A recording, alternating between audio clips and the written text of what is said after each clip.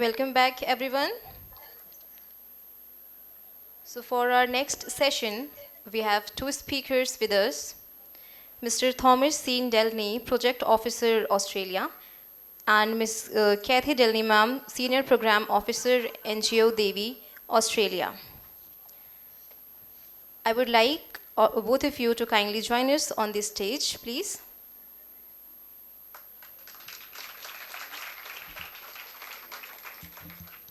Ms. Catherine Delney, ma'am, please be seated. Ms. Catherine Delney, ma'am, holds an MSc in Applied Mathematics from the University of Queensland and BSc Honours First Class in Mathematics and Computer Science. Ma'am has a diverse background in education, community development, and healthcare initiatives across Australia and India. She began her career as a part-time tutor and lecturer at universities in Brisbane, Australia, while also engaging in youth and community work across various Australian cities. From 1995 to 2018, she dedicated her time to volunteer work in both India and Australia. She also worked in community development while continuing voluntary services. Since 2022, she has been serving as community education and health facilitator at Devi Sansthan, focusing on addressing tuberculosis in urban slums. Her extensive community work includes roles such as National Housing Coordinator at Fusion Australia, leading youth accommodation services, and a Community Engagement Officer at Tear Fund Australia. In Asia, she has contributed to significant health and education projects with Emmanuel Hospital Association EHA, assisting in the establishment of urban health initiatives, nursing school administration, and community development programs. Currently, ma'am is actively involved in direct TB patient support, community awareness, and policy development at Devi Sansthan. I welcome you, ma'am. Next, Mr. Thomas C. Delney, sir, at his current position as founder and program manager at Medical Entitlements Literacy Assistant, sir, has led a grassroots initiative focused on education, healthcare, and government entitlements for urban slum communities. Under his leadership, the project has provided 600 plus families with government gas connections, enabled 500 plus children to become literate, facilitated 300 plus eye tests and glasses, and helped 250 plus individuals access old age and widow pensions. Sir has also been a literacy program consultant and trainer with Dignity Education Vision International since 2017, where his contributions included refining and expanding the Accelerating Learning for All Alpha program to 30 languages, training thousands of government teachers, leading the Each One Teach One campaign to inspire students to volunteer as literacy tutors. Sir is also a published author, having co-authored several books and research articles like Accelerating Learning for All, a groundbreaking pedagogy to transform education and disrupt literacy, a roadmap for urgent global action with reputed publishers like Bloomsbury, and in journals like Economic and Political Weekly and the Indian Journal of Medical Ethics. Sir has publications like The Inconvenient Truth of Illiteracy Inequality and Public Health Care Inaccessibility for TB Patients, A Slum's Eye View, respectively, to his name. He pursued his studies at the University of Queensland, Australia, where he was twice awarded the Dean's Commendation for Academic Excellence. I welcome you, sir. Now, to formally welcome them both, I would request Dr. Deepti Shukla ma'am to kindly come up this stage and present them a life plant. And also Dr. M. Radhika ma'am to kindly facilitate them with the life plant.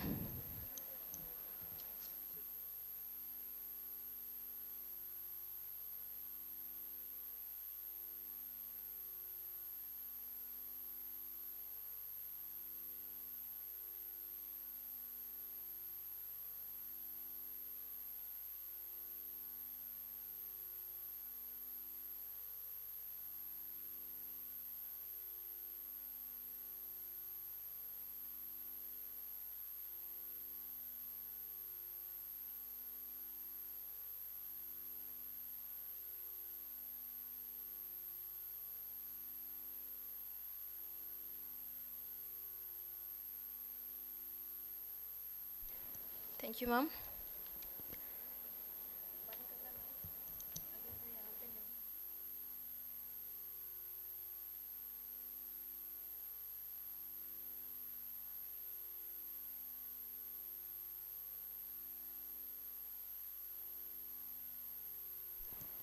I shall now hand over the stage to our esteemed speakers. Please be on the stage. Thank you so much, ma'am, for your lovely introduction. And thank you so much, Deepti ma'am, also for having invited us once again to speak. हम यहाँ पे 2 साल पहले भी आए थे, I think, और बहुत ही मज़ा आया आप सबके साथ. And I think आज शायद maybe it's a new batch of students, but मेरी हिंदी समझ में आ रही है ठीक से? Perfect, great. तो हम लोग एक एक्टिविटी करते हैं स्टार्ट में, क्योंकि लंच के बाद का सेशन सबसे खतरनाक होता है. मैं जानता हूँ सोने का डर रहता है. सो प्लीज़ सब लोग खड़े हो जाइए और मैं एक छोटी सी एक्टिविटी करता हूँ आपके साथ. सो मैं एक क्लैपिंग पैटर्न बजाऊंगा और फिर आप एक बार सुन के फिर उसको रिपीट करिए, ठीक है? तो सिंपल पैटर्न है. एक सेकंड, एक बार और ध्यान से सुन लीजिए.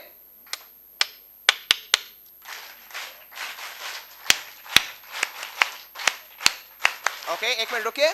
अब हम इसको थोड़ा और कॉम्प्लेक्स करते हैं. ये फर्स्ट स्टेप होगा टा टा टा टा टा, फिर उल्टी ताली, राइट? टा टा टा टा टा. Ready? Let's go.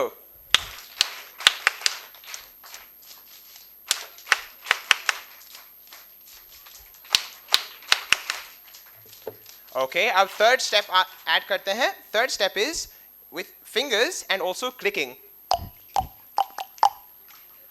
Okay, start से. Ready, steady, let's go.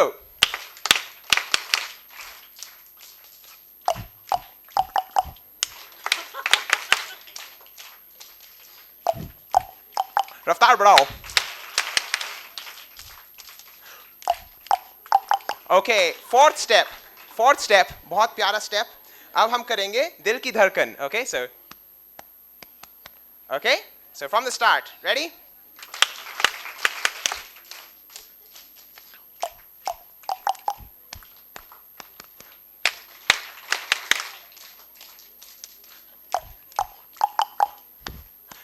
रफ्तार बढ़ाओ.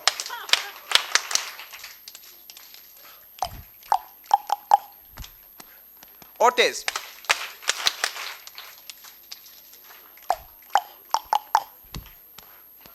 स्टॉप. Well done everybody. अपने लिए जोरदार तालियां.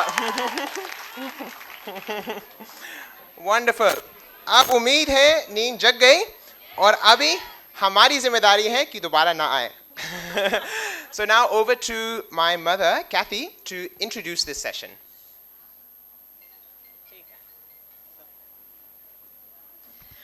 ओके, जैसे कि आप लोग देख रहे हैं शायद कि हम हिंदुस्तानी नहीं हैं, और जैसे मैम ने जिक्र भी किया है हम लोग ऑस्ट्रेलिया के हैं, लेकिन असल मुझ तो हम ऑस्ट्रेलिया के हैं. टॉम की पैदाइश कहाँ है? दिल्ली. ठीक है, तो ये थोड़े हिंदुस्तानी हैं, बाहर से ही दिखता है कि ऑस्ट्रेलियन है. और अगर थोड़ा कंफ्यूजन लग रहे हैं तो वही बात है, हमारी गलती है कि हमने ये किया है. ठीक है, तो फिर हम बहुत साल से हिंदुस्तान में रह रहे हैं. पहले दिल्ली में रहते थे, अभी 2012 से हम लखनऊ में भी रहते हैं. और हम ज़्यादातर हमारे काम अर्बन स्लम्स में, मतलब बस्तियों में हम काम करते हैं, और वहाँ के अलग अलग काम करते हैं जैसे आपने देखा है इंट्रोडक्शन में. और आजकल के बहुत ज़्यादा जोर आए हैं हेल्थ केयर पर. जब से कोविड हुआ था हमने देखा कि लोगों की कितनी ज़्यादा मुश्किलात से हेल्थ सर्विसेज प्राप्त कर सकते हैं, और कितनी खतरनाक बीमारियों को लोगों को फेस करना पड़ता है.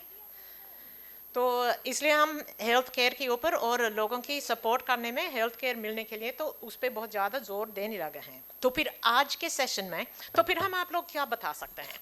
मैं ना डॉक्टर ना नर्स, ये भी डॉक्टर ना नर्स हैं, तो हम आपको क्या सिखा सकते हैं? तो हम इतना सिखा सकते हैं कि मरीज़ की तौर से ये सब कैसे लगता है, क्योंकि हम बस्ती में रहते हैं और वहाँ के बहुत लोगों के हमारे गरीब दोस्त हैं. तो फिर हम थोड़ा उनकी ज़िंदगी के बारे में जानते हैं जो कि शायद आपको मालूम नहीं है. तो फिर आज हम थोड़ा ज़्यादा मरीज़ की साइड से, पेशेंट की साइड से हम थोड़ा बहुत, उम्मीद है आपके समझ में आएंगी ज़्यादा बात। तो फिर उसमें हम सीख सकते हैं कि कम्युनिकेशंस हम कैसे बहुत बढ़िया से कर सकते हैं, अच्छा रिलेशनशिप और अच्छा कम्युनिकेशंस पेशेंट से हम कैसे कर सकते हैं। तो ये आज के टॉपिक हैं और उम्मीद है आपके लिए बहुत मज़ा आएगा। थोड़ा सा स्किट्स होंगे, थोड़ा एक्टिविटीज़ भी होंगे, थोड़ी सी बात करनी होंगी। ओके, शुरू में एक skit.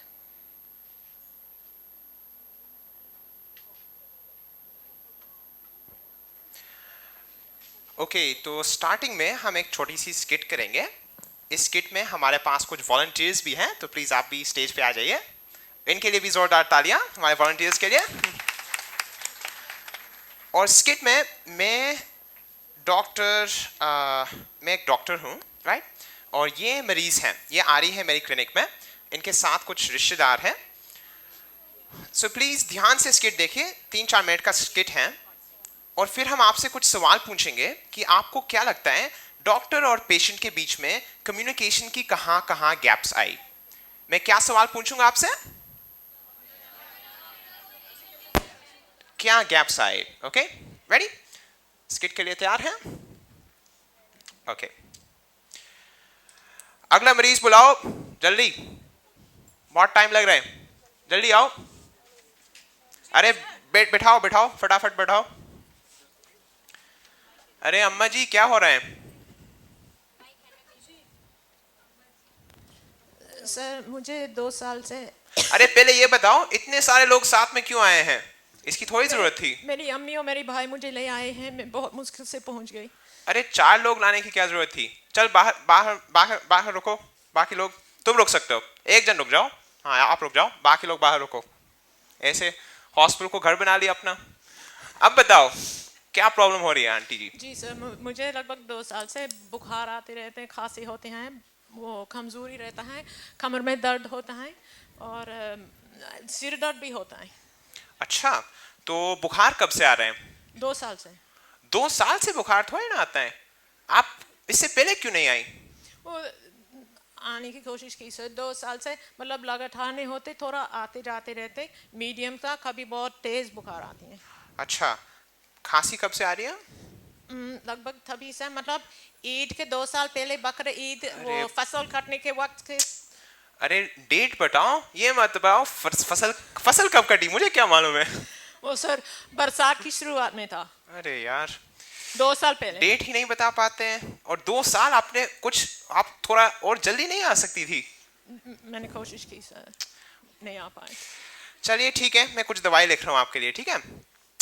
Ji paracetamol 650, OD, multivitamin 500 OD, and मैं आपको ऑर्थो रेफरेंस भी कर रहा हूँ। ओके, ऑर्थो रेफरेंस, ये दवाइयाँ सब 1 महीने खा के दोबारा दिखा देना, ठीक है? जी सर, दवा हॉस्पिटल के अंदर से मिलेगी? अरे नहीं, यहाँ पे हॉस्पिटल के अंदर नहीं मिलेगी, आपको बाहर से लेना पड़ेगा। वो सर मुश्किल होगा। अरे हॉस्पिटल क्यों आए अगर दवाई नहीं लेना था? Yes sir, yes sir. चलो जाके ले लो। Thank you sir.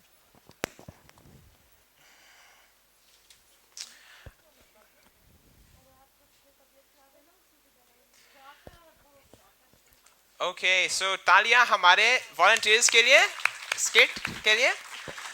सो अब मैं आपसे फीडबैक लेना चाहता हूँ थोड़ा, और इसके लिए you happy to go to the floor? इसके लिए हम माइक को भी फ्लोर पे पहुंचा रहे हैं, हम आपसे थोड़ा फीडबैक लेना चाहते हैं। आपको क्या लगा, क्या क्या गैप्स थे डॉक्टर पेशेंट कम्युनिकेशन में?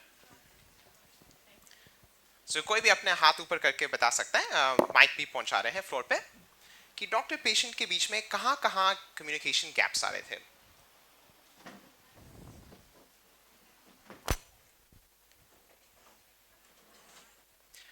आप मेरा पावर पॉइंट खोल सकते हैं दोबारा please? Thanks. Okay, so thank you. Good afternoon sir. Good Good afternoon ma'am.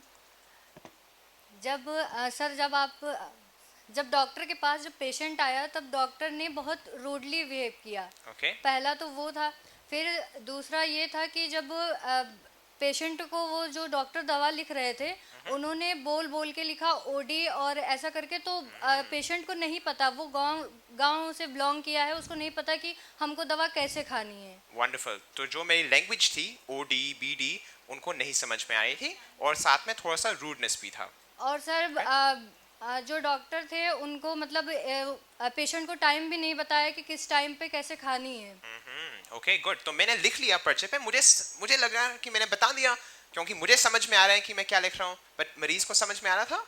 No sir. No. Okay thank you, very good Thank you, answer, sir. ताली आपके लिए, well done. Okay next, anybody else? और क्या क्या gaps नजर आए थे आपको?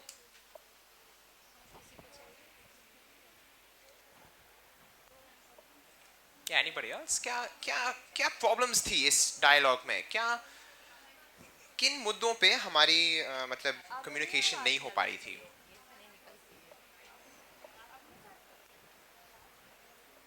क्या इस साइड पे,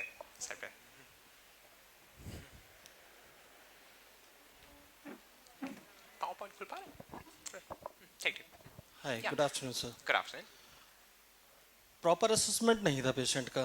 patient complaining for the fever, also patient complaining for the cough. तो कुछ असेसमेंट नहीं था, एक रूडली बिहेव, जो कम्युनिकेशन स्किल जो था वो नहीं अच्छा था दोनों के बीच में। और मुझे लगता है एक जो इन्वायरमेंट होना चाहिए था, एक हेल्दी इन्वायरमेंट होना चाहिए पेशेंट और डॉक्टर्स के बीच में, राइट, उसका गैप ज़्यादा था। वंडरफुल। सो एक हेल्थी एनवायरनमेंट भी नहीं था क्योंकि आई गेस पेशेंट को डर लग रहा था, राइट? या वंडरफुल। साथ में असेसमेंट भी प्रॉपर नहीं था। डेफिनेटली। स्लाइड पता नहीं चल नहीं रहा, मुझे लग रहा है अब चलेगा।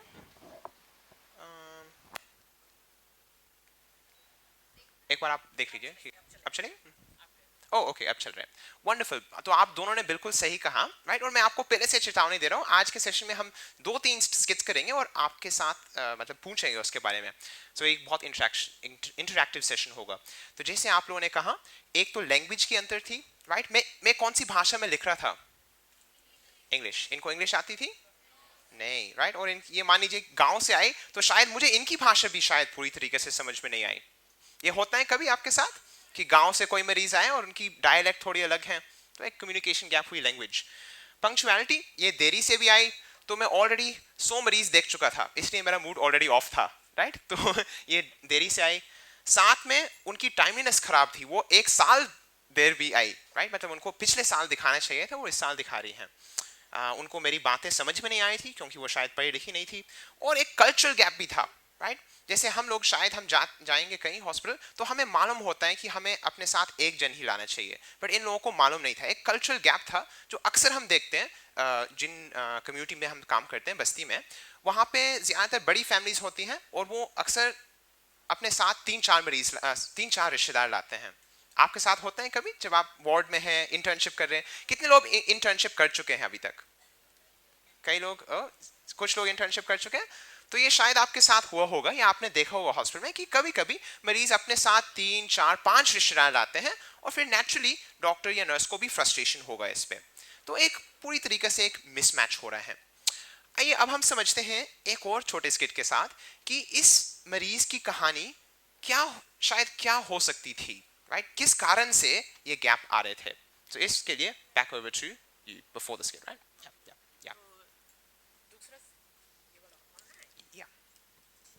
दूसरा स्किट करने से पहले हम आपके राय, आपके सोच सुनना चाहते हैं कि आपका क्या सोच है। मतलब वार्ड में आप जब ड्यूटी कर रहे हैं तो आप अपनी तरफ से ही सोच रहे हैं। अभी आपने स्किट देखा है, थोड़ा मरीज की तरफ से सोच लीजिए किस किस वजह से हो सकता है कि वो 1-2 साल बाद ही डॉक्टर के पास पहुंच गया, और किस किस वजह से ये बातें जो अब हो रहे थे, ये किस किस बातें हो सकते हैं उसके पीछे कि वो इतनी कमज़ोर हो गई हैं। या ठीक है, आप सोच के बताइए। मतलब सच हम तो पता नहीं है, लेकिन फिर सोचिए कि उसके किस वजह हो सकता है।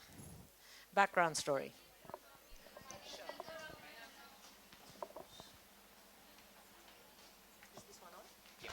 ठीक है। फाइनेंशियली हाँ, तो उसको शायद वो खुद का काम नहीं छोड़ सकते हैं, या घर में मतलब इतना पैसा नहीं है, दूर से आ रहे हैं गांव से। ओके, लैक ऑफ नॉलेज, जब हम किधर जाना है। यस, सो फाइनेंशियल डिफिकल्टी और लैक ऑफ नॉलेज, पता भी नहीं है कहाँ जाना, क्या करना। पहले लोकल कुछ मेडिसिन ले लेंगे लोकल में फील्ड में तो जी। यस लोकल मेडिसिन ले लेंगे तो कोशिश करेंगे कम हो जाएगा इस लास्ट टाइम में जी। नहीं कम हो रहा है then they will come to बिल्कुल सही बात, बहुत लोग ऐसे करते हैं, मतलब पहले सोचते हैं ये बस हल्का सी है बुखार खांसी, हम लोकल वाले डॉक्टर को दिखाते हैं, पैरासीटामोल खाए, कफ सिरप, ठीक हो गई हैं 5 दिन, फिर 10 दिन बाद दोबारा खराब, थोड़ा थोड़ा ऐसे बहुत जल्दी 1-2 साल निकल जाते हैं। यस थैंक यू ओके, और किसी का क्या सोच है कि किस किस वजह से इतनी स्थिति हो गया?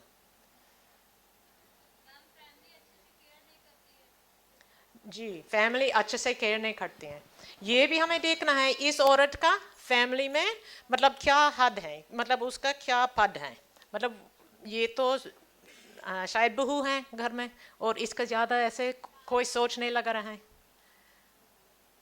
यस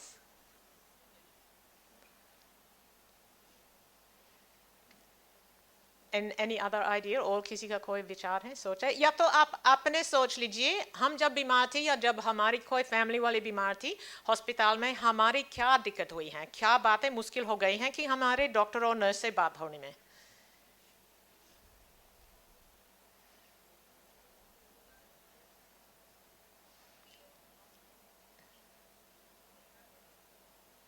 एक और जवाब फिर हम स्किप करते हैं।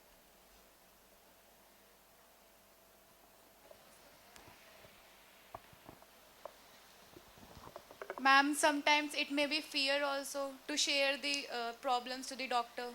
Yes, so some people are afraid to tell, या तो अपने परिवार में बात बताने से डरता है या तो डॉक्टर के सामने बात करने Comfortable feel डरता नहीं है। कर पाता है डॉक्टर से शेयर करने में जी। पूरी प्रॉब्लम्स। हाँ, यस, हाँ, और हम समझते कि डॉक्टर हम पे हंसेंगे कि Yes, ma'am. हमारे घर में इतने बच्चे हैं या तो हमारे घर में इतना कमाई नहीं है, या हम ऐसे बातें सामने नहीं रखना चाहते हैं। सही बात है। ओके, अभी हम स्किप करते हैं, हम देख लेते कि इस मरीज जिसका नाम खुशी है उसके घर में क्या हाल था जिससे उनको 2 साल लगा हॉस्पिटल तक पहुंचने के। मैं जब खुशी हूँ मैं चश्मे नहीं पहनती हूँ। ओके, अभी मरीज बन गई। सो अब मैं नया रोल में आ गया, अब मैं खुशी का हस्बैंड हूँ।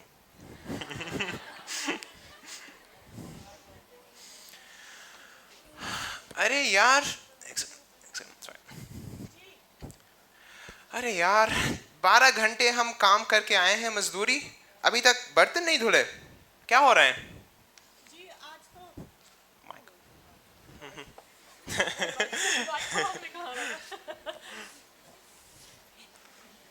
जी वो हमने वो बच्चों का खाना बनाया है, बच्चों को स्कूल भेज दिया, फिर मार्केट भी गया था, खाना खरीद लिया है, फिर बट बर्तन तो नहीं धुले।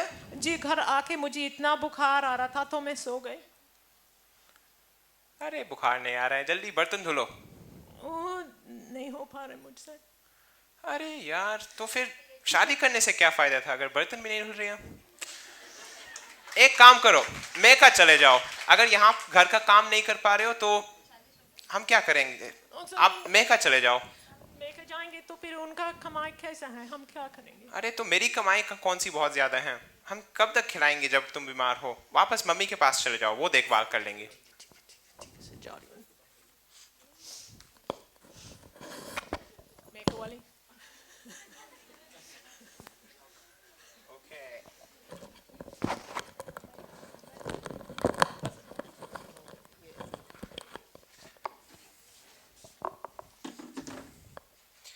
अब मैं इनकी मम्मी हूँ। Role reversal. मेकअप वाली के साथ बोलो ना, मैं मेकअप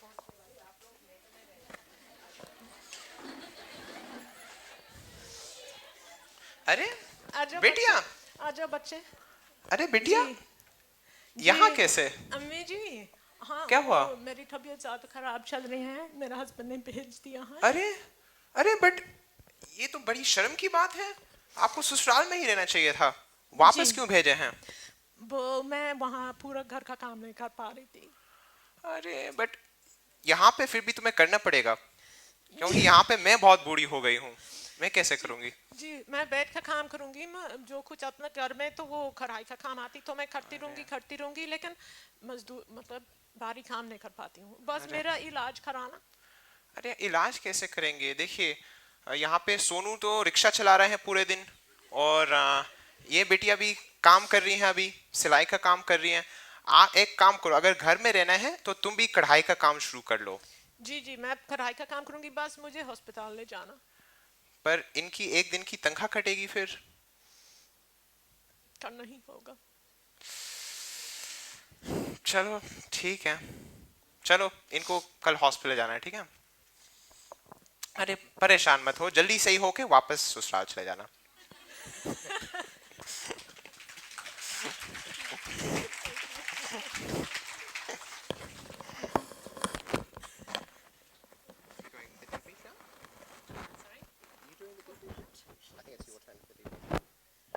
कुछ ज्यादा ही इमोशनल हो गया ना। क्या सोचते हैं, क्या ये सचमुच होते हैं? या जी जी, ठीक है।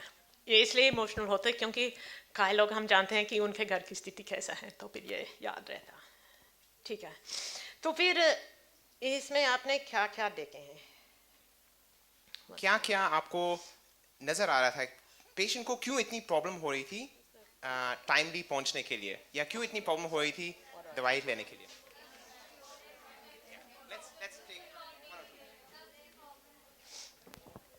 Sir lack of family support, अगर उनकी फैमिली उनको सपोर्ट करती तो शायद वो जल्दी हॉस्पिटल पहुंच जाती।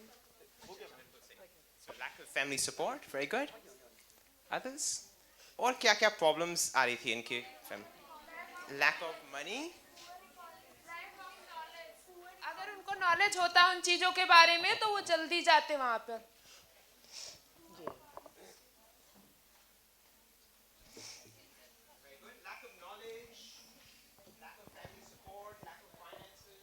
और इमोशनल सपोर्ट भी उनके हस्बैंड का उनके साथ नहीं था, दैट्स द मेन रीज़न कि उनको इतना सफ़र करना पड़ा।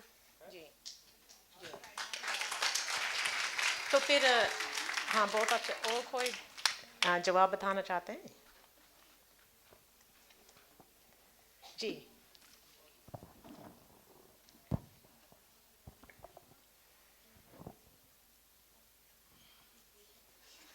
नहीं, ठीक है। तो फिर इसमें से हम खाए बातें देख सकते हैं। तो फिर पहली बात है कि वो स्ट्रेस हो जाते हैं ना बहुत, मतलब जबकि फैमिली में फाइनेंशियल वीकनेस है और फिर बहुत अलग अलग स्ट्रेस आते हैं और रिलेशनशिप में भी कॉन्फ्लिक्ट हो जाते हैं, तो फिर स्ट्रेस हो जाते हैं। और मैं खुद जानती हूँ कि मुझे जब ज़्यादा स्ट्रेस हो जाती मेरे दिमाग थोड़ी अजीब सी चलती हैं और इतना अच्छा फैसला हमेशा नहीं होता है स्ट्रेस में ना।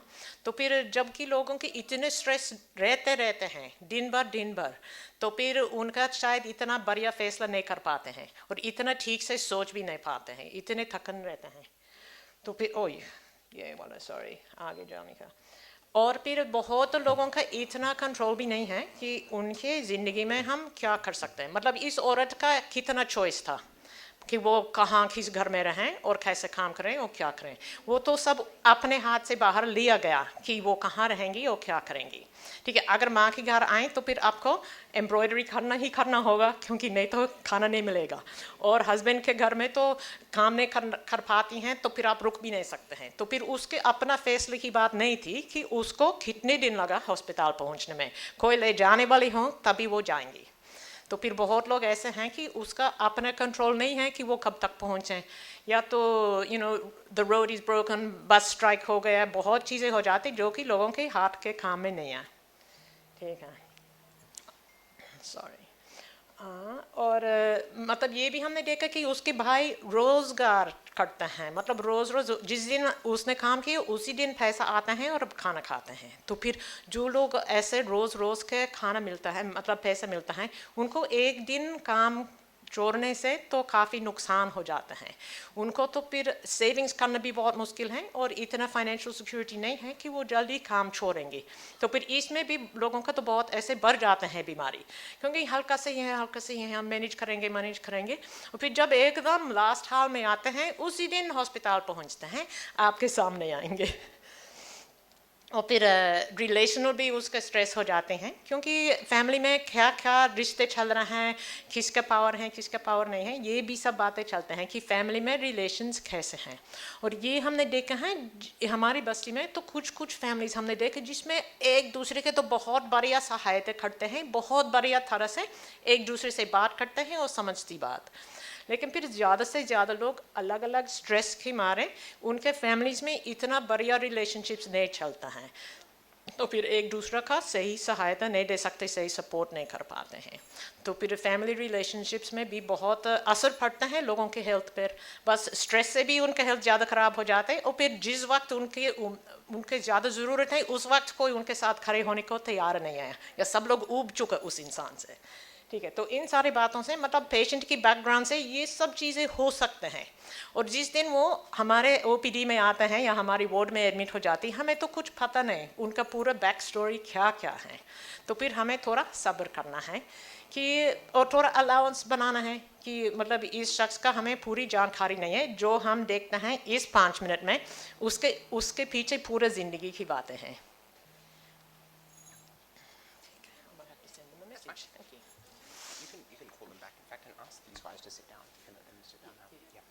वंडरफुल।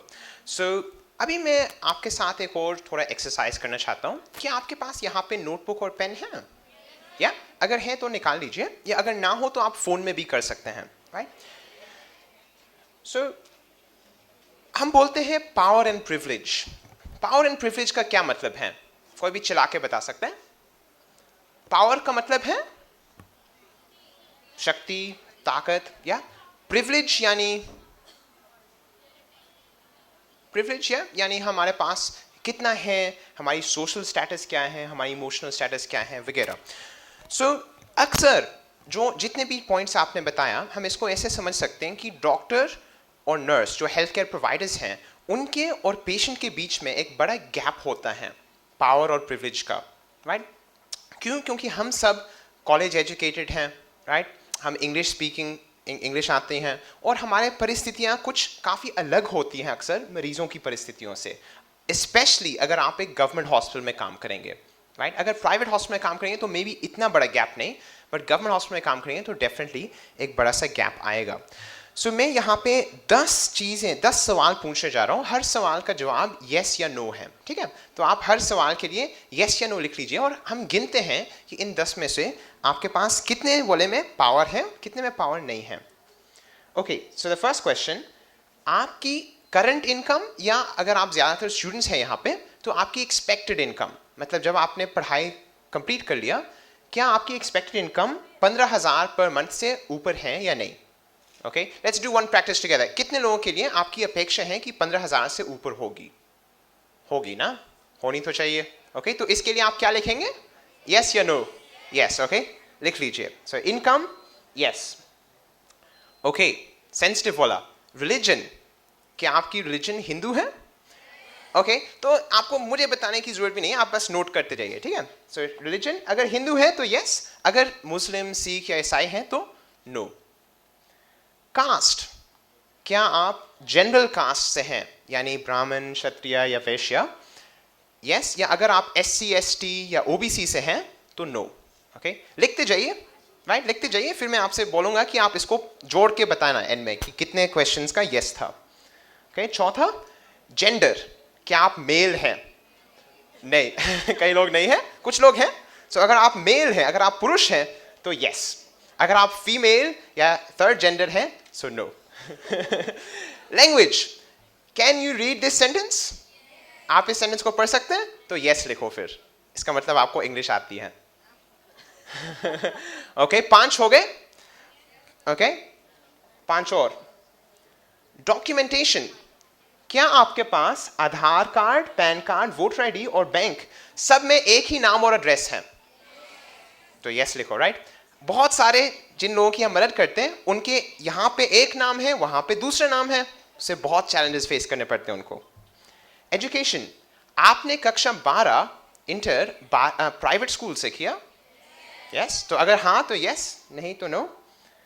एजुकेशन, क्या आप अभी एक अंडर ग्रेजुएट डिग्री कर रहे हैं या हो गया है? यस, ऑब्वियसली जितने लोग बैठे हैं। हेल्थ केयर, पिछले बार जब आप बीमार थे तो क्या आप प्राइवेट हॉस्पिटल गए थे? ओके, आई होप आप नोट करते जा रहे हैं। एसेट्स, फाइनल, क्या आपके पेरेंट्स का अपना कोई पक्का घर है?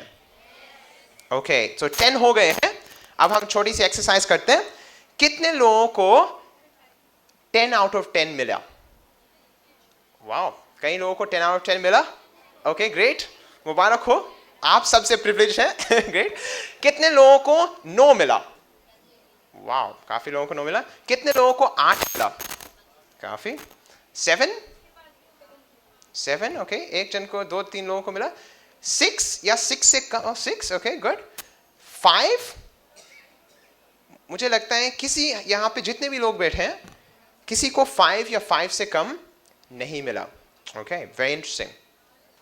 मुझे भी आई थिंक 8 मिलता है इसमें. जात के लिए मुझे नहीं मालूम क्योंकि मैं विदेशी हूं तो पता नहीं जात क्या लगता है उसमें. बट बाकी सब कुछ यस है और सिर्फ not for religion and may be जात.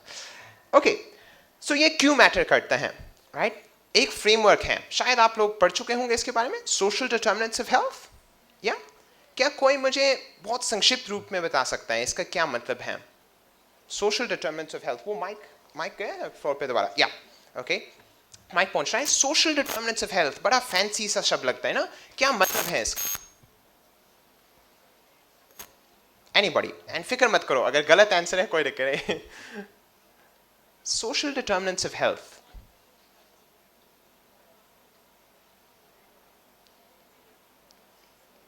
ओके माइक मे बी बीच में रखिए ताकि कोई वहां से बोल सकते हैं. कितने आपने सुना है इसके बारे में कभी कॉलेज में, सोशल डिटरमिनेंट्स ऑफ हेल्थ? तो कुछ भी बता दो जितना भी समझ में आए. मैं भी प्रोफेसर नहीं हूं, ठीक है, मैं ऐसे गलत नंबर्स नहीं दूंगा आपको. सोशल डिटरमिनेंट्स ऑफ हेल्थ, इसका क्या मतलब है? एक्सलेंट. एक हेल्थी सोसाइटी में कैसे बिलोंग करना है. Very good good.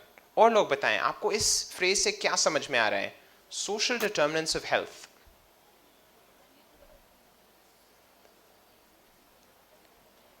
या ओके, कोई बता रहे हैं पीछे? कोई एक और जन बताएं अपने विचार.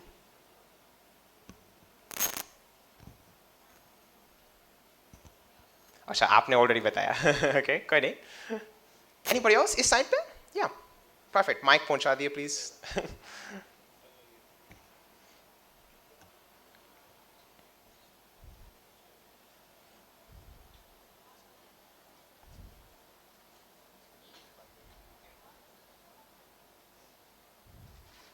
These all are considered in non-medical factors like how people live and their socio-economic. These all are the social determinants which are made up of that. Wonderful, very good. So health हम अक्सर, right, क्योंकि आप medical professionals हैं, medical professionals अक्सर सोचते हैं कि health का मतलब है दवाई, राइट? क्या सोचते हैं? हेल्थ का मतलब है दवाई? नो, नॉट जस्ट दवाई, राइट? आप एक हेल्थी जिंदगी, शायद आपके पास बहुत सारी दवाइयाँ हैं बट शायद फिर भी आप एक हेल्थी जिंदगी नहीं जी पा रहे हैं. क्यों? क्योंकि हेल्थ के लिए कई फैक्टर्स इम्पैक्ट करते हैं, जैसे आप बोल रहे थे. तो स्क्रीन पे कुछ दिख रहे हैं. एक तो हाँ हेल्थ केयर, कि आपको कितनी हेल्थ केयर मिल रही है, बट उसके अलावा एजुकेशन, राइट, आपकी इकोनॉमिक स्टेबिलिटी, कितना पैसा है आपके पास, आपकी सोशल और कम्युनिटी कॉन्टेक्स्ट, राइट. अक्सर अगर हमारे पास अच्छे रिलेशनशिप्स हैं, हेल्थी रिलेशनशिप्स हैं अपने फैमिली से, तो हमारी मेंटल हेल्थ बेहतर होगी और हमारी फिजिकल हेल्थ भी बेहतर होगी. हमारी नेबरहुड और बिल्ट इन्वायरमेंट. अभी पिछले महीना मैं भोपाल से वापस आया. आप लोग जानते हैं भोपाल 1984 में क्या हुआ, राइट? एक भोपाल गैस ट्रेजेडी या गैस कैटास्ट्रोफी. वहाँ पे कई लोग जो शायद पहले हेल्थी थे बट उनके पास मतलब एक अचानक से ये हादसा ने उनकी पूरी ज़िंदगी छीन लिया या पूरी ज़िंदगी बदल दिया. उसी मीटिंग में मैं दूसरे लोगों से मिला जो छत्तीसगढ़ में रहते हैं, जहाँ पे बहुत ज़्यादा कोयला की माइनिंग है. जहाँ कोयला की माइनिंग होगी वहाँ पे क्या हेल्थ इम्पैक्ट्स होंगे लोगों पे? रेस्पिरेटरी प्रॉब्लम्स होंगे, राइट? एक बीमारी है सिलिकोसिस, राइट? वहाँ पे वो इतना डस्ट आ रहा है उनके लंग्स में, कई लोग वहाँ से, मतलब बहुत सारे लोग वहाँ से सिलिकोसिस से पीड़ित हैं. तो कहने का मतलब है कि हेल्थ, जब हम किसी मरीज को देखते हैं, टेम्पटेशन ये है एज मेडिकल प्रोफेशनल, मैं नहीं हूँ बट आप है मेडिकल प्रोफेशनल, अक्सर टेम्पटेशन ये रहता है कि हम उनको सिर्फ इस नज़रिए से देखें कि ये एक ऑर्गन सिस्टम है, राइट? ये सिस्टम ऑफ ऑर्गन सिस्टम्स, कि इनके पास हार्ट हैं, लिवर हैं, किडनी हैं, लंग्स हैं, और हम शायद उसको इसी नज़रिए से देखेंगे कि इनके सेल्स के बारे में, इनकी TLC कितनी है, इनकी हीमोग्लोबिन कितनी है, वगैरह वगैरह. ना ये सब अच्छा है, ये सब सोचना ज़रूरी है, बट मैं ये सजेस्ट कर रहा हूँ आपसे कि जब हम किसी मरीज को देखते हैं या उनसे बात करते हैं, हमें ये याद रखना है कि उनकी एक सोशल कॉन्टेक्स्ट है और वो बहुत प्रभावशाली है कि उनकी हेल्थ कैसी होगी। और अगर हम उस सोशल कॉन्टेक्स्ट को एड्रेस नहीं करेंगे तो हम एक्चुअली उनको चाहे कितनी भी दवाई दें, हम हेल्थी नहीं बना सकते हैं। मैं आपको एक और उदाहरण देना चाहता हूँ, इस लड़की की कहानी, राइट।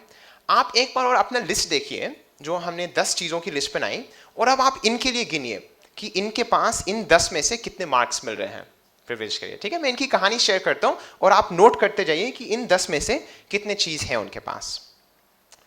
सो आफरीन एक 13 साल की लड़की है। वो अपनी मम्मी के साथ झोपड़ी में रहती है, राइट। मतलब उनका कोई पक्का घर नहीं है। उनके पापा उनसे अलग हो गए कुछ साल पहले और वो दूसरी औरत के साथ रहते हैं। आफरीन जब वो कक्षा 4 में थी, उनकी स्कूल छूट गई, स्कूल से वो ड्रॉप आउट हो गई और उनको हिंदी पढ़ना नहीं आता है, जाहिर सी बात है इंग्लिश भी नहीं आती है। आप लोग गिन रहे हैं कि उनको कितने मार्क्स मिले अभी तक? ओके। जब उनको खांसी शुरू हुई, राइट, और उनका वजन घटना शुरू हुआ, तो वो गवर्नमेंट टीबी हॉस्पिटल ठाकुरगंज, आप गए हैं वहाँ पे कहीं, या कुछ लोग गए होंगे शायद, ठाकुरगंज गवर्नमेंट टीबी हॉस्पिटल गई। पर जो सरकार पैसा देती है, निक्षेप पोषण योजना के पैसा, राइट, 500 रुपये महीना सरकार भेजती है, वो उनके खाते में नहीं गया क्योंकि उनके पास खाता नहीं था, बल्कि उनके पापा के खाते में गया और उसने उनको पैसे नहीं दिए क्योंकि अब उनके दूसरे बच्चे हैं दूसरी औरत के साथ। ओके, तो इनको 10 में से कितने नंबर्स मिले? 5 मिले? 6 मिले? ओके, वापस जाते हैं, एक बार वापस जाते हैं क्योंकि मैंने भी गिना नहीं था अभी तक। ओके, वापस जाते हैं स्टार्टिंग तक। ओके, पहले बताइए, क्या इनकी मम्मी की आमदनी प्रोबेबली 15,000 से ऊपर होगी कि नहीं? नो। ओके, अभी तक 0। हम गिन रहे हैं, ठीक है, कितने हैं? 0। क्या उनका धर्म हिंदू है? नहीं। नाम आफरीन है तो इसका मतलब मुस्लिम। ओके, 0। उनकी कास्ट क्या है? नो। ओके, उनकी जेंडर मेल है? नो। अभी तक 0। क्या उनको इंग्लिश आती है? नो। अभी तक 0। 5 में से 0। आगे बढ़ते हैं। क्या उनके पास बैंक खाता है? वो भी 0। वो कक्षा 12 पढ़ी है? नहीं। कॉलेज पढ़ी है? नहीं। वो प्राइवेट हॉस्पिटल गई थी? उनकी मम्मी का पक्का घर है? कितने मार्क्स मिले उनको? 0। तो 10 में से आपको याद था इस कमरे में एक भी व्यक्ति नहीं था जो 5 से कम मार्क्स लाया था, और आफरीन कितने मार्क्स लाई? 0। तो ये हमें थोड़ा सा दिखाता है कि हम में और हमारे पेशेंट्स के बीच में अक्सर कितना बड़ा गैप है, राइट। और अगर हम इस गैप को नज़रअंदाज करेंगे तो चाहे हम कितनी भी अच्छी दवाई लिखें, शायद उनको फ़ायदा नहीं मिलेगा क्योंकि वो उस दवाई को ना पढ़ पाएंगे, ना खरीद पाएंगे, और अगर खा भी पाएंगे तो शायद सही तरीके से नहीं खाएंगे, और अगर खाएंगे भी तो मे बी वो एक ऐसी जगह में रह रहे हैं जहाँ पे इतनी धूल, इतनी प्रदूषण है कि उनको फिर भी लाभ नहीं मिलेगा। तो हमारा आज का सिंपल सा यही मैसेज है कि जब हम मरीजों के साथ कम्युनिकेट करते हैं, राइट, हमें इन चीज़ों को याद में भी रखना है, और इन चीज़ों को याद रखते हुए हमें अपनी कम्युनिकेशन स्टाइल में भी थोड़ा सा इम्प्रूवमेंट लाना है, राइट।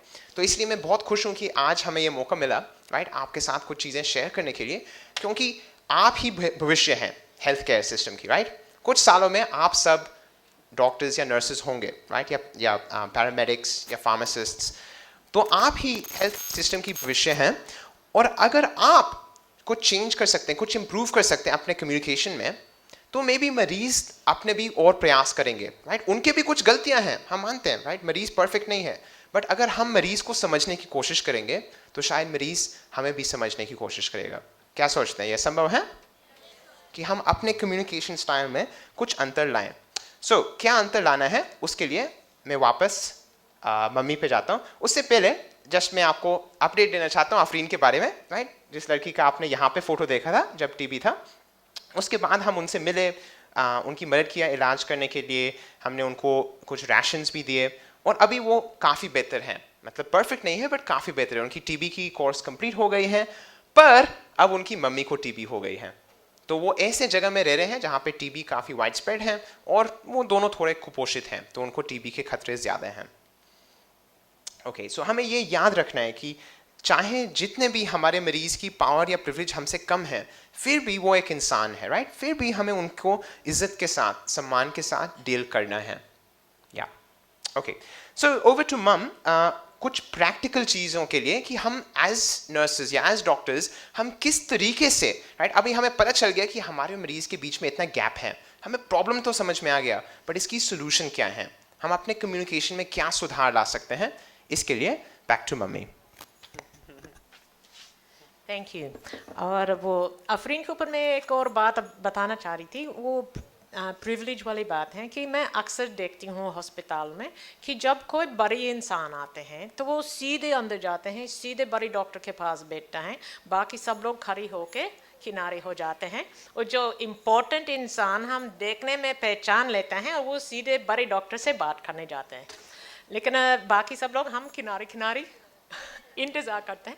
तो फिर ये थोड़ी हिंदुस्तान की बात है, चलते ही हैं, सब लोग सोचते हैं कि ऐसे ही चलता रहेगा, लेकिन आप भी थोड़ा मतलब हम ये आपके दिमाग में बीज बोना चाहते हैं कि वो भी लिविंग प्लांट बन जाएंगे और बड़े हो जाएंगी कि सब लोग इंसान बराबर हैं, उनकी ज़िंदगी में कितनी भी मुश्किलात हैं या कितनी भी प्रिविलेज हैं, at some baseline we are all human beings and we should treat people as equally as we can. मतलब वैसे भी हो ये इस इंसान की ज़िंदगी, फिर भी हम वैसे ही अच्छे से अच्छे देखभाल करेंगे, हेल्थ केयर देंगे, वो हमारी उम्मीद है। Okay, now for an experience, अभी हम आपको कुछ समझाने जा रहे हैं कि आपने कभी सुना नहीं है पहले, तो फिर अक्सर जब आप मरीज़ को कुछ समझा रहे, उनका कुछ ऐसे मुश्किल से समझ में आती क्योंकि उन्होंने पहले ये शब्द भी सुना नहीं कि बड़ी मतलब माइक्रोबायोलॉजी, यूरोलॉजी एंड न्यूरोलॉजी में क्या फ़र्क है, तो आप उनको समझा के कुछ बता रहे हैं और उनके ये सब शब्द उनके समझ में नहीं आ रहे। तो फिर फॉर योर एक्सपीरियंस मैं अभी आपको समझा रही हूँ कि आप अगर कभी हमारे शहर जाएंगे जो ब्रिस्बेन है, आप देख सकते हैं वहाँ ब्रिस्बेन सबसे राइट साइड पे है, ये हमारी सिटी है, वहाँ पे मेरी अम्मी पापा रहती हैं, मेरे 2 भाई, एक, ठीक है, मेरे सारी फैमिली वहाँ। आप अगर जिस दिन आप ब्रिस्बेन पहुँचेंगे आप मेरी अम्मी से मिलने जाना, ठीक है? तो आप गाड़ी चला रही होंगी, मैं अभी समझा रही हूँ मेरी अम्मी के घर कैसे पहुँचना, ठीक है? तो फ्रीवे से आप हेल स्ट्रीट एग्ज़िट लेना, हेल स्ट्रीट एग्ज़िट लेने के बाद आपको वाटर वर्क्स रोड वाली एग्ज़िट लेना है। वाटर वर्क्स रोड पे आपको लगभग 8-10 किलोमीटर को फॉलो करना होगा, फिर वहाँ से आप लास्ट में ग्रिम्सबी स्ट्रीट में दाएं हाथ मोड़िए और फिर वहाँ के पहले दाएं हाथ वॉर्सली स्ट्रीट है। वॉर्सली स्ट्रीट छोटा सा स्ट्रीट है, मेरी अम्मी के घर 6 नंबर घर है, आपके बाएं हाथ की साइड पे पड़ेगा, ठीक है? तो फिर अभी आप सब लोग जब ब्रिस्बेन पहुँचेंगे या मेरी अम्मी से मिलने जा सकते हैं, ठीक है? तो अभी कोई माइक्रोफोन है, कोई बता दीजिए क्या रास्ता है मेरी अम्मी के घर जाने के? कोई नहीं बताएंगे? कोई वो सड़क के नाम को तो आपको याद होगा ना, किस एग्जिट को लेना है? नहीं, एग्जिट को भी याद नहीं है। कितने दूर तक जाना है वाटर वर्क्स रोड पे? ठीक है, इतना मालूम हो गया कि 8-10 किलोमीटर जाना होगा, लेकिन फिर कौन सा रोड पे आपको पता नहीं है, ठीक है? तो बहुत लोग जब हॉस्पिटल में है, पहली बार आए हैं दूर, मतलब अगर लखनऊ में आप काम करेंगे तो फिर बहुत लोग दूर गांव से आते हैं लखनऊ में इलाज करने के लिए, तो फिर उनको ये तो पहली बार आ रही हैं, उनको पता नहीं है कौन सा हॉस्पिटल कौन सा है, या आपके हॉस्पिटल के अंदर यूरोलॉजी डिपार्टमेंट और न्यूरोलॉजी डिपार्टमेंट का क्या फ़र्क है और कौन सी मंजिल पे हैंगी या किस बिल्डिंग में। तो फिर उनको थोड़ा ध्यान से समझाना होगा, थोड़ी धीरे समझाना होगा, और फिर इनसे भी पूछ लेना समझ में आई है, आप बताइए। तो फिर थोड़ा सा पेशेंस से करना है। ओके, तो फिर अभी आपके प्रैक्टिस के लिए अगल बगल में जो आपके साथ बैठे हैं उनसे आप थोड़ी सी 2 मिनट की कॉन्वर्सेशन करना। 1 मिनट आप आपके फ्रेंड को बता दीजिए मेरे बहन भाई इतने हैं, इनके ये नाम है और ये कहाँ रहती है, और फिर 1 मिनट के बाद स्वैप करना, दूसरे लोग बताएंगे कि मेरे इतने बहन भाई हैं, उनके ये नाम है और ये कहाँ रहती हैं। तो एक करके, तो फिर उसके बाद उनसे पूछ लीजिए आपको क्या याद है, आपको क्या समझ में आई है, तो फिर सुन लीजिए, ठीक है? बात बताने के बाद पूछ लीजिए आपका क्या समझ में आए, ठीक है? तो अभी आपको 2 मिनट हैं अगल बगल में कॉन्वर्सेशन करना, पहले बताना फिर पूछ लेना आपका क्या समझ में आए, ठीक है? चलिए. Okay, so then after that, what are we up to? So we're going pretty well. Now I've got, We've still got lots of time. well, we said till 4:30, right? Yes. So now I've got the skit, Yes. Yes. and then we've got, Yeah. that's about it. Then that's about it, the wrap up. Yep. Okay. I might go back to the doctor. Just Okay. Instead of make it a lot less confusing. That's fair enough. Okay. Now what are we doing?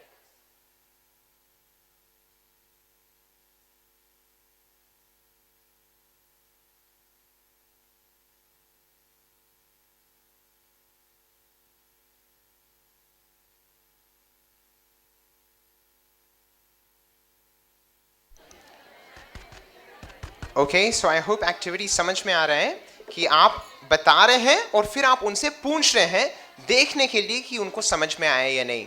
Okay, 1 minute मोर. अगर अभी तक swap नहीं किया तो swap कीजिए. अब दूसरे जन को मौका दीजिए बताने के लिए.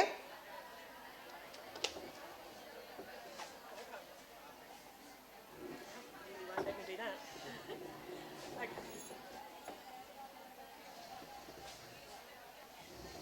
Okay, so maybe we give it a little bit of context.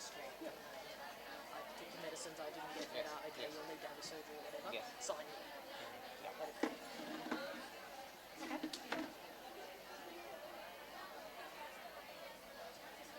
Okay, so You're shall with I it. ask them how they've gone? I with can that? ask You them. happy? Yeah. Is the mic still there on the floor? Yeah, it's a good question. I think so. Okay, wonderful. लग रहा है activity complete हो गया. आपने बता दिया अपने भाई बहन के बारे में, और क्या उनको समझ में आया? आप कैसे जानते हैं कि उनको समझ में आया? उन्होंने वापस आपको भी बताया. तो क्या सोचते हैं, हम अपने मरीजों के साथ भी ऐसे कर सकते हैं? नहीं कर सकते? कर सकते हैं? कर सकते हैं, राइट? सिंपल सी चीज है. जैसे मेरी मम्मी ने जब पहले बताया था वाटर वर्क्स रोड हिल स्ट्रीट के बारे में, तो उन्होंने आपसे पूछा नहीं, मतलब उनको फिर नहीं मालूम कि आपको समझ में आया या नहीं, राइट? सेम हम ज्यादातर हॉस्पिटल्स में देखते हैं कि नर्स या डॉक्टर मरीज को बता देते हैं बट फिर वो नहीं पूछते हैं. तो हमें कैसे मालूम कि मरीज को समझ में आया या नहीं, राइट? जब मरीज से हम पूछेंगे और वो रिपीट करेंगे तब हमें कॉन्फिडेंस हो सकता है कि यस मरीज को समझ में आया है. Great, let's do one more skit, right? एक और छोटी सी स्किट है. इसमें अनफॉर्चुनेटली इनकी कंडीशन बिगड़ती गई और अब इनको ऑपरेशन की जरूरत है. सो हम लोग एक स्किट को आगे बढ़ाते हैं थोड़ा, और आप दोबारा एक बार देखिए और बताइए कि कम्युनिकेशन की गैप कहाँ आ रही है और हम क्या इंप्रूवमेंट ला सकते हैं इसमें.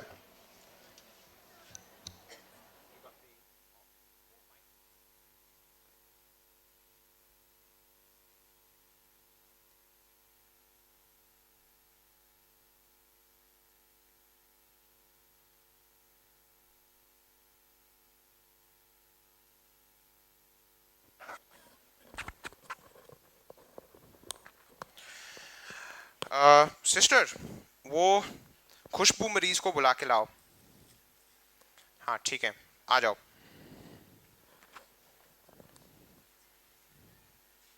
जी सर. देखिए, जी सर. आपकी हालत बहुत गंभीर है. अच्छा. आपको ऑपरेशन की जरूरत पड़ेगी. ठीक है, अच्छा. जल्दी से यहाँ अंगूठा लगा लो. अंगूठा? अंगूठा लगा लो. क्या बात है सर? साइन करना आता है? नहीं सर. तो यहाँ पे बस अंगूठा लगा लो. अंगूठा लगाओ? हाँ, जल्दी से अंगूठा लगाओ. मतलब? अरे मैं बाद में समझाता हूँ, जल्दी से अंगूठा लगाओ. ठीक है, लगा रही हूँ. ठीक है, आपको ऑपरेशन की जरूरत पड़ रही है इसीलिए अंगूठा लगा रहे हैं. अच्छा. चलो. मैं बहुत डर गई सर. वो अरे ये आप, सही होगा? हाँ हो जाएगा, परेशान मत होइए, हो जाएगा. जाओ, ये किसी से पढ़वा लो, कोई बता देगा आपको. जी ठीक है. यही बहुत डर गए. ऑपरेशन अभी बता रहे, पहले पैरासीटामोल खिला रहे, अभी ऑपरेशन बता रहे. अरे दीदी क्या हो गया? राजू भाई, इसका क्या लिखा है? क्या बात है? अरे एक सेकंड बता रहे हैं आपको क्या लिखा है. अरे बड़ा मुश्किल भाषा में लिखा है, आपसे समझना पड़ेगा. क्या लिखा है इसमें? अच्छा, ये लिखा है कि मुझे अपनी मरीज की गंभीर हालत बताई गई है और हर एक चीज़ समझाया गया है और मैं अपने मर्जी से ऑपरेशन करा रही हूँ. अगर मुझे कुछ हो तो डॉक्टर की कोई जिम्मेदारी नहीं है और ये सब लिखा है। उन्होंने बताया नहीं था आपको? बताया कुछ भी नहीं, बस बता दिया अंगूठी यहाँ लगा दो। अच्छा, चलिए करा ही लेते हैं अब फिर। जी करना ही होगा। करना ही होगा। करना ही होगा। We can get that back to the floor.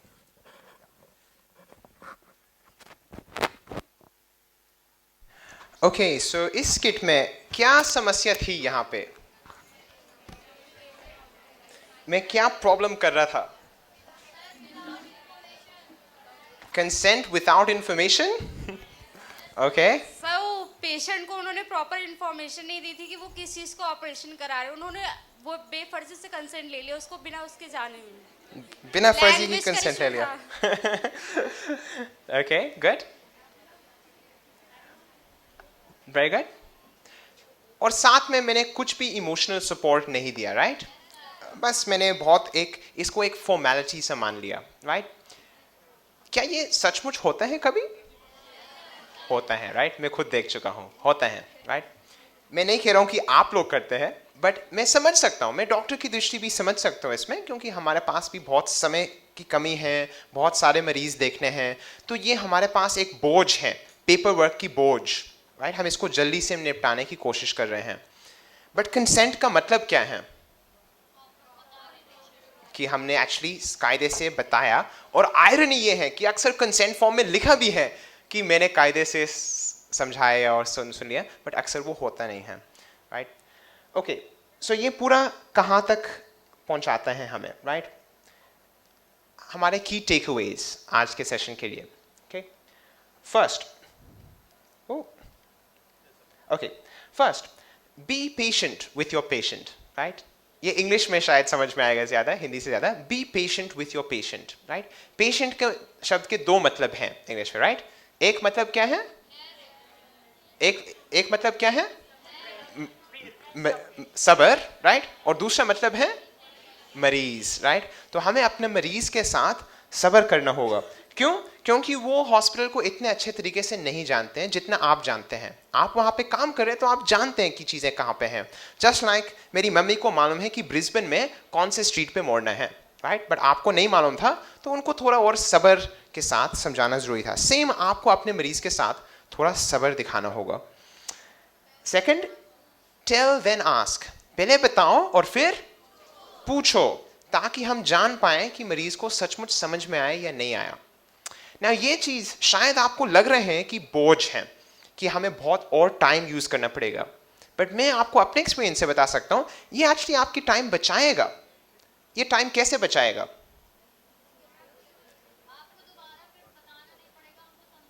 Wonderful, wonderful, right? आपको दोबारा नहीं बताना पड़ेगा, उम्मीद है, राइट? आप एक बार बताएंगे, फिर आप पूछेंगे, क्लैरिटी हो जाएगी, और फिर आपको बार बार एक्सप्लेन नहीं करना पड़ेगा।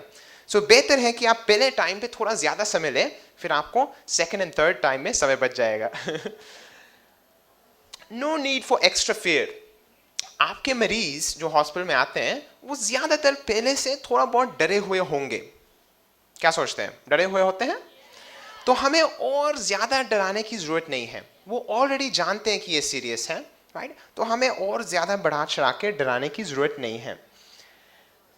नेक्स्ट, या श्योर, ये डर वाली बात के ऊपर मैं थोड़ा बताना चाहती हूँ। हम एक काम करते हैं टीबी अवेयरनेस, तो फिर हम दो बातें बताना चाहते हैं लोगों को। एक कि टीबी बहुत गंभीर बात है, इट इज़ वेरी सीरियस, आपको तो डरना चाहिए।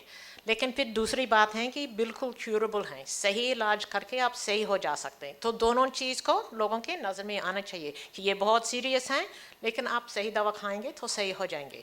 मतलब पूरा डर वाली बात नहीं है, ना तो पूरा खुशी वाली बात है। दोनों चीज़ें देख के उम्मीद है फिर ही तब ही मरीज एक्शन करेंगे ना। उनको थोड़ा डर होनी चाहिए ताकि कि वो कुछ करेंगे, लेकिन फिर इतना डर नहीं होना चाहिए कि वो कुछ नहीं करते। ये थोड़ी सी डर होते तो फिर लोग कुछ करते हैं, ज़्यादा डर हो जाते तो वो हार मान के बैठ जाते हैं। तो फिर इतनी डर होनी चाहिए कि वो कुछ कर लें।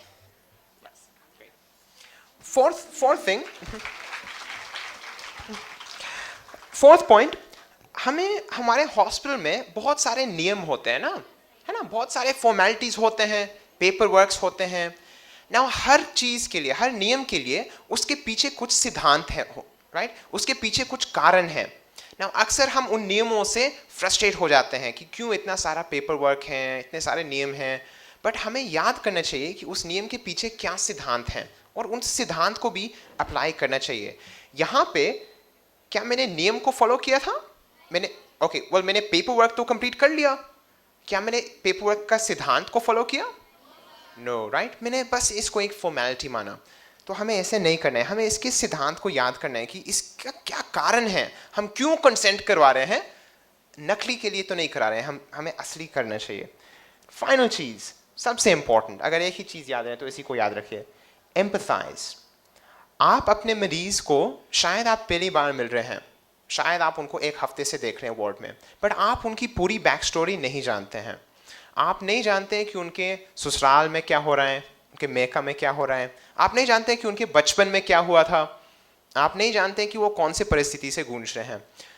सो इसलिए जब हम नहीं जानते हैं तो हमें कुछ एम्पैथी रखना ज़रूरी है कि हम उनको जज ना करें बहुत जल्दी, राइट? टेम्पटेशन है, मैं भी अक्सर जज करता हूँ कि अरे यार बड़ा बेवकूफ़ इंसान है, सही टाइम पे नहीं पहुँच पाता है, अरे बिल्कुल अनपढ़ गवार है, कुछ नहीं आता है इनको, है ना? ये मन में विचार आसानी से आ जाता है। बट हमें थोड़ा सा सब्र करके थोड़ा एम्पैथी रखना है उनके लिए, क्योंकि शायद अगर हम उनकी परिस्थिति में होते तो हम भी एग्जैक्टली वही कर रहे होते, या हम उससे बुरे कर रहे होते, राइट? एटलीस्ट वो हॉस्पिटल तो पहुंच पाया है किसी तरीके से। सो हमें थोड़ा एम्पैथी करना है, क्योंकि हम समझ सकते हैं कि हमारे और उनके बीच में कितना बड़ा गैप है पावर और प्रिविलेज का। उस एक्टिविटी में आप लोग सब 5 से ज़्यादा नंबर लाए थे, राइट? आफरीन कितनी नंबर लाई थी?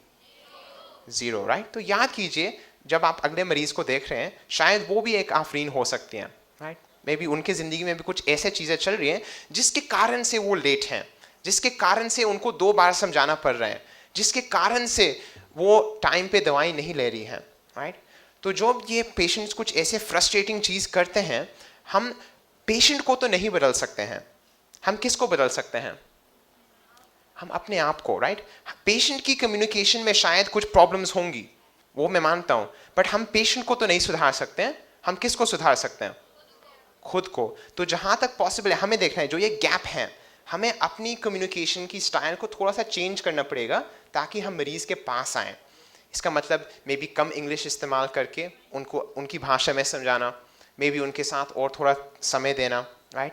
हमें उनके साथ एम्पैथाइज करना। तो ये जो गैप है, हमें अपने आप को थोड़ा सा चेंज करना पड़ेगा, थोड़ा एडजस्ट करना पड़ेगा ताकि हम उस गैप को ब्रिज कर सकते हैं। Thank you so much. इतना ही। फाइनल चीज।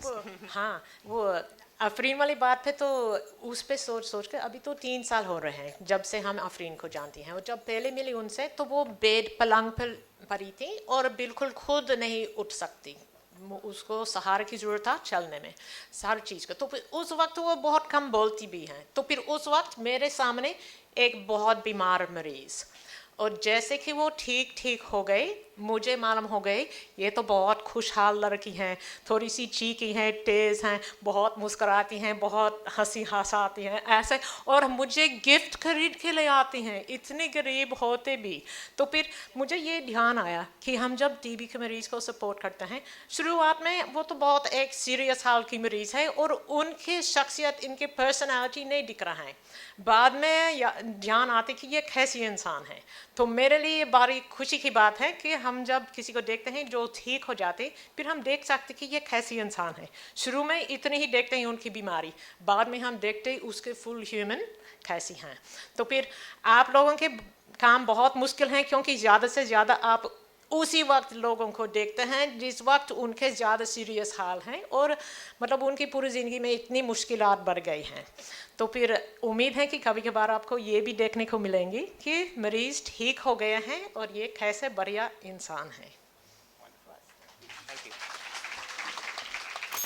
सो ये हमारी प्रेजेंटेशन समाप्त, राइट? मुझे बहुत मज़ा आया आप लोगों के साथ। मे बी हम लोग छोटा सा कुछ फीडबैक ले सकते हैं आपसे, अगर माइक अभी तक फ्लोर में है। सो मे बी वो बोल सकते हैं कि आपको हमारी प्रेजेंटेशन की सबसे मेन पॉइंट क्या लगी, या क्या कुछ नया या कुछ इंटरेस्टिंग इसमें आपके। हाथ ना लगे, सॉरी। सो माइक फ्लोर पे है, या सो कोई भी 2-3 लोग खड़े हो जाइए, आप खड़े हो जाइए और तैयार हो जाइए। 2-3 लोग जो कुछ फीडबैक दे सकते हैं हमें, राइट, कि इसमें कुछ नया था आपके लिए, कुछ इंटरेस्टिंग था। या एक यहाँ पे है, और कोई 2-3 और लोग अभी से खड़े हो जाइए ताकि समय बर्बाद ना हो जाए।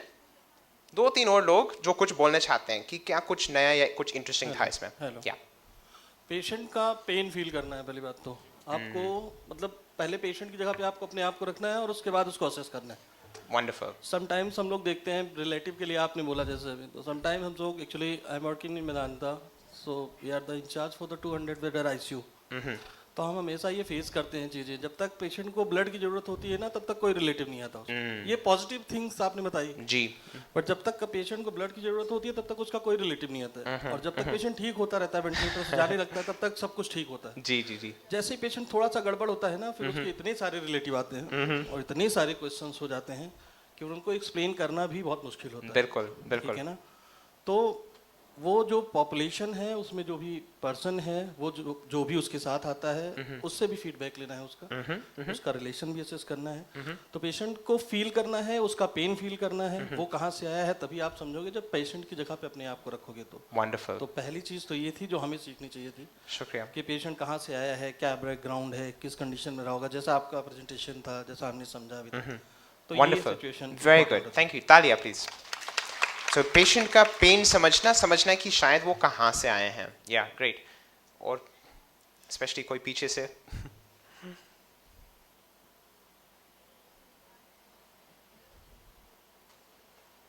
अच्छा, पहले हाथ ये खड़ा करिए, कितने लोगों के लिए ये कुछ नया या इंटरेस्टिंग था इसमें, कुछ भी? ओके ग्रेट, काफी लोगों के लिए था। वंडरफुल। तो अब कुछ हमें फीडबैक दीजिए कि आपको क्या नया या क्या इंटरेस्टिंग लगा इसमें।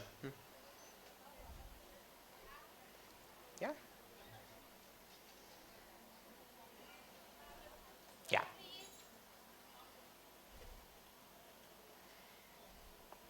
सर, हम पीपीटी के थ्रू हमें ये पता चला कि हमें हर पेशेंट को इक्वली ट्रीट करना है, चाहे वो लोअर क्लास हो या हायर क्लास हो। हमें हर पेशेंट को इक्वली ट्रीट करना है, हर पेशेंट का हमें इक्वली समझना है कि उसको प्रॉब्लम क्या है। Wonderful, fantastic.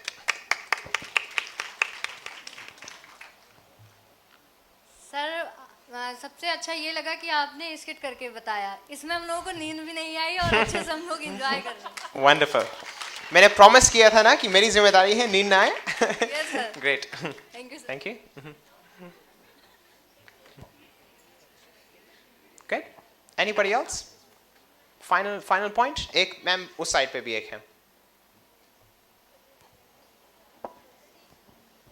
सर, पीपीटी के थ्रू हमने ये भी देखा है कि पेशेंट को सिर्फ मेडिकेशन देना ही हमारा काम नहीं है, उन्हें इमोशनल सपोर्ट भी हमें देना चाहिए। वंडरफुल, वंडरफुल, बहुत ही बढ़िया। जैसा कि हम लोग ने देखा कि मैम ने बताया कि मेरे घर का रास्ता यहाँ से यहाँ जाना है, तो हम लोग भी कई बार ऐसा होता है कि जब हम लोग वार्ड में होते हैं या आईसीयू वार्ड में होते हैं, तो अगर कोई पेशेंट के रिलेटिव आते हैं तो हम डायरेक्ट उनको बता देते हैं, बट उन्हें उस चीज़ की नॉलेज नहीं होती, तो हमें उसे समझाना चाहिए अच्छे से और नॉर्मल वे में बताना चाहिए। वंडरफुल, समझाना भी चाहिए और फिर उसके बाद उनसे पूछना भी चाहिए, देखने के लिए कि उनको समझ में आए या नहीं। Wonderful, very good. I think हमारा टाइम समाप्त हो गया, बट अगर और कोई फीडबैक देना चाहते हैं तो हम डेफिनेटली अवेलेबल हैं आमने सामने बातचीत करने के लिए। Thank you so much. अपने लिए जोरदार तालियां, बहुत ही मजा आया आपके साथ।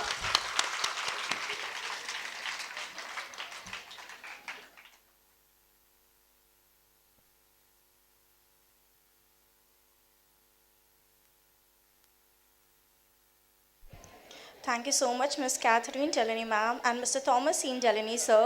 Your way of explaining and the interesting insight you shared made the session truly engaging. I hope everyone really learned a lot. Now, as a mark of appreciation and gratitude, I now invite Dr. M. Radhika ma'am and Mrs. Anamika Chaurasia ma'am to kindly come forward and felicitate our speakers with a memento.